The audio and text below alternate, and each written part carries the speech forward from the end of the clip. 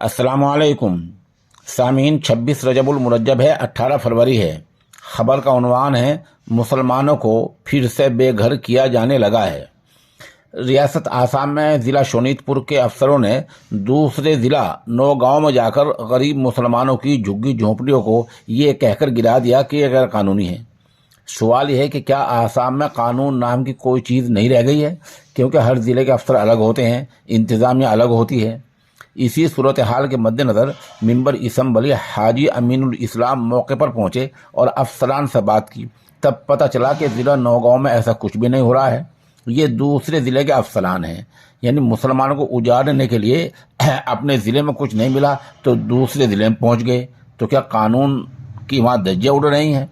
वहीं से मौलाना मोहम्मद नाजिम ने अपील की है कि मुस्लिम तंजीमें इस सिमत में पेश रफ्त करें, इस सूरत हाल को समझें और हज़ारों लोगों को बेघर होने से बचाएं।